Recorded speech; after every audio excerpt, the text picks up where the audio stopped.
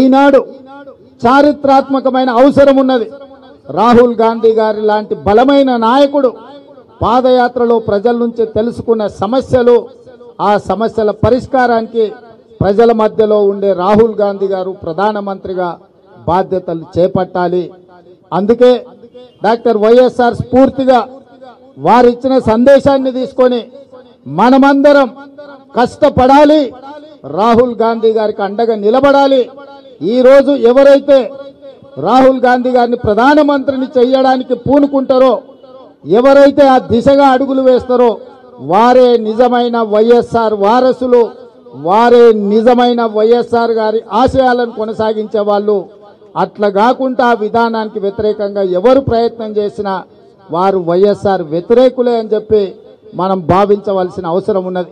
అందుకే ఈరోజు ఈ వేదిక మీద నుంచి మా పెద్దలు బట్టి విక్రమ గారు వైఎస్ఆర్ ఆశయం అంటే సంక్షేమం, వైఎస్ఆర్ ఆశయం అంటే రాష్ట్ర అభివృద్ధి, వైఎస్ఆర్ గారు ఆశయం అంటే ఈ దేశంలో కాంగ్రెస్ అధికారంలోకి వచ్చి పేదల కోసం పనిచేసే రాహుల్ గాంధీ గారు ప్రధానమంత్రిని చేయడమే. ఆ ఆశయ దిశగా అందరినీ కాంగ్రెస్ పార్టీలోకి రావాలి, మనందరం కలిసికట్టుగా నిలబడాలి, మనందరం ఈ దేశాన్ని బలోపేతం చేయడానికి పనిచేయాలని మా ఉప ముఖ్యమంత్రి గారు ఏదైతే పిలుపిచ్చిండ్రో 100% వారితో నేను ఏకీభవిస్తున్నా. వారి పిలుపును నేను పిసిసి అధ్యక్షుడిగా సమర్థిస్తున్నా.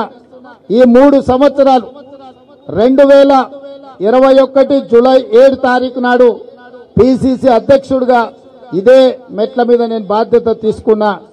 నిన్నటికి సరిగ్గా 3 సంవత్సరాలు పూర్తి చేసుకున్నాం. ఈ 3 సంవత్సరాలలో ఎన్నో ఒడిదుడుకుల